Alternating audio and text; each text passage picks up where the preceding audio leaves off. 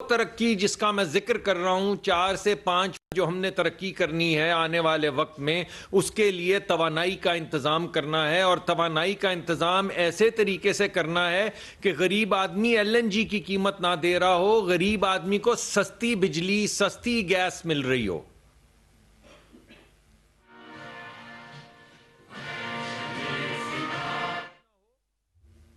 اور جو اویلیبل ہو وہ ایسے قیمت پہ ہو، ایسے بھاؤ ہو جس گیس مل رہی ہو۔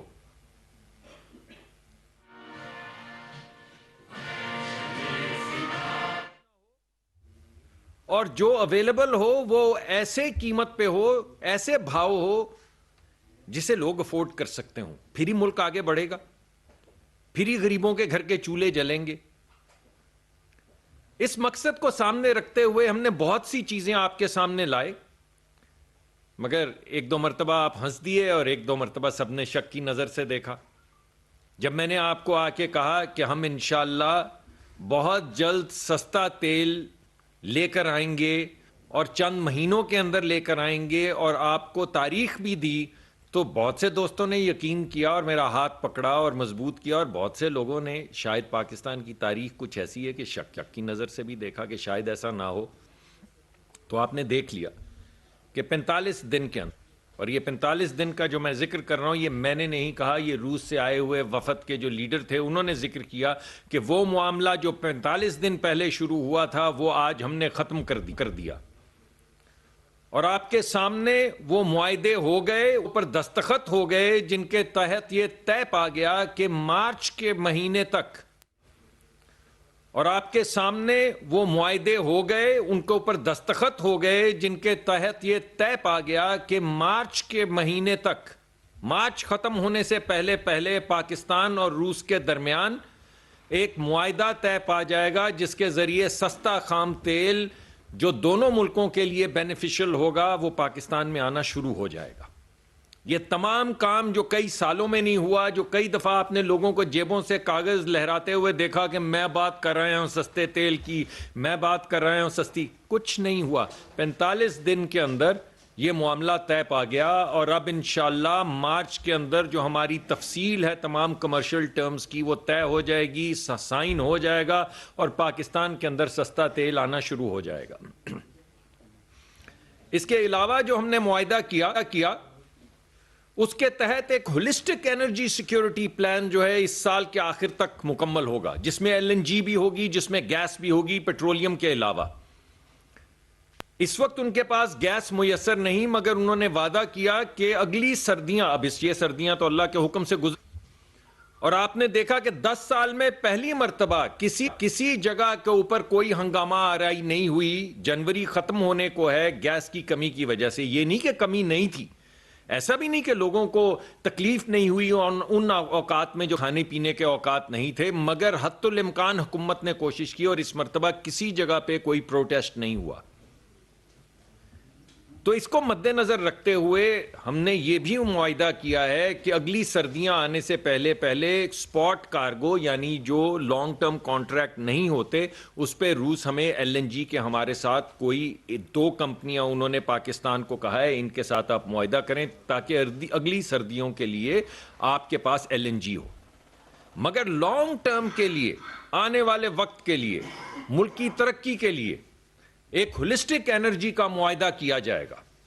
ہولسٹک کا مطلب ہے کہ اس میں پائپ گیس بھی ہوگی، اس میں ایل این جی بھی ہوگی، اس میں کروڈ آئل بھی ہوگا، اس میں دیگر پیٹرولیم پروڈکٹس بھی ہوں گی، جس کے ذریعے پاکستان کو سیکیورٹی ملے گی، یعنی ہر وقت انرجی کی اویلیبلٹی انشور کی جائے گی۔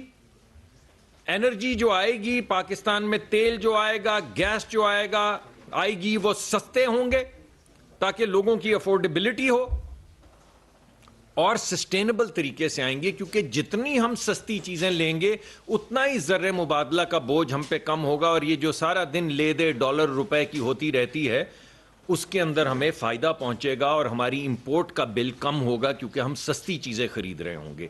یہ تھا وہ وعدہ جو میں نے آپ سے کیا تھا، اور آج میں آپ کے سامنے حاضر ہوا ہوں، اور آپ کے سامنے دستخط کے ساتھ وہ تمام چیزیں وہ دستخط کی شکل میں آپس میں ہمارے معاہدے کی شکل میں آپ سب کے سامنے آ چکی ہیں. آپ نے روسی سفیر کا بھی بیان سن لیا, آپ نے ہمارے EAD کے وزیر کا بھی بیان سن لیا, اور آپ نے اس کے بعد میرا جو تبصرہ تھا وہ بھی آپ نے سن لیا. اب آپ دیکھ لیجئے, ہم نے جو وعدہ آپ سے کیا تھا, جو وعدہ پرائم منسٹر نے کیا تھا, وہ وعدہ پورا ہو گیا. میں یہ چاہتا ہوں, میری یہ دلی خواہش ہے کہ یہ ملک جتنے خواب آپ کی آنکھوں میں ہیں ان سب کو لے کے آگے بڑھے. ایک ماں جو اپنی بچی کے لیے خواب دیکھتی ہے, اس کو ہم سیاست کی نظر نہ کریں, اوئے توئے کی نظر نہ کریں. ہم اس خواب کو لے کر آگے بڑھیں. اب اس خواب کے راستے میں رکاوٹ کیا ہے؟ اس خواب کے راستے میں ایک ادھم ہے. ہر طرف اوئے توئے ہو رہی ہے.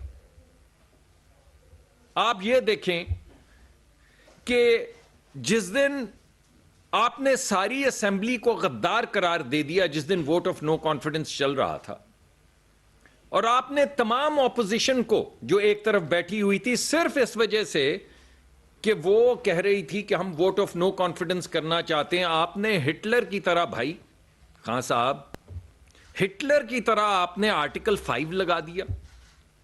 آپ نے اسمبلی میں آ کے وزیر قانون نے قرارداد پیش کر دی کہ اس اسمبلی کی اپوزیشن کے اوپر آرٹیکل 5 لگایا جائے. یہ محب وطن نہیں ہیں, یہ غیر ملکی ایجنٹ ہیں, ان سے ووٹ لینے کا حق پارلیمان میں الیکٹ ہونے کے بعد ووٹ لینے کا حق چھین لیا جائے. یعنی ووٹ لینے کا حق صرف ایک شخص کو ہونا چاہیے, یا 3 4 5 خان صاحب اور ان کے 4 5 حواریوں کو. اس کے علاوہ اس ملک میں کسی کو ووٹ کرنے کا حق نہیں ہونا چاہیے. اور جو خان صاحب کے خلاف ووٹ کرے گا وہ کیا ہے آرٹیکل 5 کی روح سے؟ غدار. غدار ہے وہ. اور یہ مسودہ پیش کیا گیا اسمبلی میں. صرف غدار نہیں ہے, جو اپنے بیٹے کی کمپنی سے, اپنے بیٹے کی کمپنی سے اس کے بورڈ کے اوپر بیٹھنے کے لیے, ہر باپ کی خواہش ہوتی ہے کہ اگر بیٹا کامیاب ہو تو وہ بھی اس کی کامیابی میں اس کے ساتھ شانہ بشانہ بیٹھے. آپ کے والدین کی بھی یہ خواہش ہے کہ جب آپ کو اللہ زندگی کے اندر کامیاب کرے وہ آپ کے ساتھ کھڑے ہوں, ماں کی دعائیں آپ کے ساتھ ہوں, باپ کی شفقت آپ کے ساتھ ہو. لیکن جب ایک بچے نے اپنے والد کو کہا کہ آپ میرے بورڈ کے اوپر بیٹھیں, اعزازی طور پہ بیٹھیں, تنخواہ نہ لیں, تو آپ نے نواز شریف کو تنخواہ نہ لینے پہ, اپنے بیٹے کی کمپنی سے تنخواہ نہ لینے پہ آپ نے کہہ دیا کہ یہ کرپٹ ہیں اور یہ وطن کی سلامتی کے خلاف ہیں, اور ان کو کوئی حق نہیں ہونا چاہیے کہ یہ ملک کے وزیر اعظم رہیں. نہ صرف یہ بلکہ کسی پارٹی کے سربراہ رہیں. چلیں اس کو چھوڑ دیں. اور کیا چیزیں ہمارے سامنے حائل ہیں کہ آپ نے ایک وکیل کے لکھے ہوئے کاغذ پہ, ایک وکیل جس نے ایک فونٹ استعمال کیا جو کمرشلی اویلیبل تھا لیکن مائکروسافٹ کے پیکج کا حصہ نہیں تھا. یعنی کوئی بھی شخص, اور اس نے اپنے بیان میں, جس کو یہ لے کر آئے تھے بیان دینے کے لیے, اس نے کہا کہ اس وقت دنیا کے اندر لاکھوں لوگ یہ فونٹ استعمال کر رہے تھے جب یہ معاہدہ تحریر ہوا. آپ نے کہا کیونکہ اس میں وکیل نے ایک فونٹ استعمال کیا جو اویلیبل تو تھا لیکن مائکروسافٹ کا حصہ نہیں تھا, اس وجہ سے مریم کو 7 سال سزا. کتنے سال سزا فونٹ استعمال کرنے پہ؟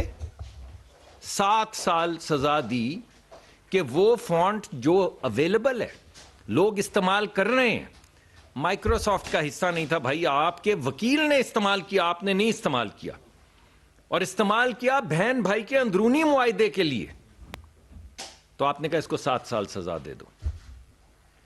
یہ ہیں وہ انتشار جس کی وجہ سے یہ ملک آگے نہیں بڑھ پا رہا. اور آپ اور دیکھیں, کسی نے آپ کو تنقید کا نشانہ بنایا, آپ نے اس کے اوپر ہیروئن ڈال دی, 20 22 25 کلو ہیروئن ڈال دی, جس کی سزا کیا ہے؟ موت. یعنی اس کے ہاتھ میں موت کا پروانہ دے دیا اس بنیاد پہ کہ وہ آپ کو اپوز کر رہے ہیں. اور میں آپ کو کس کس کا کس کس کا بتاؤں آپ کو؟ خواجہ سعد رفیق کا بتاؤں جو 2-3 سال جیل رہ کر آئے، آحد چیمہ کا بتاؤں جو 3 سال جیل رہ کر آئے، فواد حسن فواد کے متعلق بتاؤں آپ کو میں، خواجہ سلمان رفیق، خواجہ سعد رفیق کی داستان سناؤں آپ کو، میں خواجہ آصف کی داستان سناؤں آپ کو، میں شاہد خاقان عباسی صاحب کی داستان سناؤں آپ کو، میں احسن اقبال، کس کی داستان سناؤں؟ یہ تھمنا چاہیے. کبھی آپ نے، چاہے وہ علیم خان ہوں، چاہے وہ ترین صاحب ہوں، وہ تمام لوگ جو ان کے دائیں بائیں کھڑے 10 سال تک پیسے خرچتے رہے ان پہ اور ان کی پارٹی پہ، ان کو بھی استعمال کیا اور پھینک دیا. تو ہر ایک کو وہ مہرے پہ کے طور پہ استعمال کرتے ہیں، چاہے وہ میرے دوست فواد چودھری صاحب ہوں، چاہے وہ کوئی اور صاحب ہوں، گل صاحب ہوں. اصل میں یہ تمام ان کو مہروں کے طور پہ استعمال کرتے ہیں ملک میں انتشار پھیلانے کے لیے، تاکہ وہ خواب جو وزیر اعظم صاحب کے بہاف پہ میں نے آپ کے سامنے سمپل سا خواب، یعنی ایک بچی کے، یہ ایک ماں کی آنکھوں میں خواب اپنی بچی کے لیے، ایک باپ کی خواہش کہ بیٹے کو نوکری مل جائے، اس خواب کو کسی طرح وہ پائے تکمیل تک نہ پہنچ جائے، کیونکہ اگر وہ پہنچ گیا تو میرا کیا بنے گا. تو یعنی یہ تمام معاملہ یہ ہے کہ میرا کیا بنے گا. میں سمجھتا ہوں اس ملک میں اگر کوئی بھی شخص کوئی ایسی چیز کرتا ہے جو قابل گرفت ہے قانون کے مطابق، تو اس کو گرفت میں آنا چاہیے. لیکن میں یہ بھی سمجھتا ہوں کہ کسی پہ ختم نبوت کا، کافر ہونے کا، غدار ہونے کا الزام نہیں لگانا چاہیے. جو حقیقت ہے اسی کی مطابقت سے سزا تجویز ہونی چاہیے. میری یہ درخواست ہے ہر ایک کو، پولیس کو بھی، کہ کوئی بھی ایسا معاملہ جس میں کوئی ایسی چیز ہوتی ہے جو قانون کی گرفت میں آتی ہے کیونکہ قانون شکنی کی گئی ہے، تو ضرور اس کو لے کر چلیں آگے اور قانون کے مطابق کارروائی کریں. مگر یہ غدار، باغی، یہ باتیں چھوڑ دیں. یہ اس ملک کو آگے بڑھنے کے لیے رکاوٹ ہے. تو یہ میں آپ کے سامنے دوبارہ سے، ایک تو میں آپ کے سامنے یہ مقدمہ پیش کرنا چاہتا تھا کہ بھائی ہر بندے کی آنکھ میں جو خواب ہے وہی ووٹ کے ذریعے وہ پارلیمان میں لے کر آتا ہے اپنے نمائندوں کے ذریعے. یہی وہ خواب ہیں جو وزیر اعظم کی آنکھ میں ہوتے ہیں. اس وجہ سے نہیں کہ یہ وزیر اعظم کے خواب ہیں، اس وجہ سے کہ یہ آپ کے خواب ہیں جو ووٹ کی شکل میں وزیر اعظم کو دیے جاتے ہیں. اور یہ جو میں نے آپ کے سامنے تمام چیز پیش کی ہے وہ صرف ایک پیس آف ایویڈنس پیش کیا ہے کہ وہ ان خوابوں کی گفتگو آپ نے سنی. یہاں وقت ہے ایک بریک کا. آپ ہمارے ساتھ رہیے.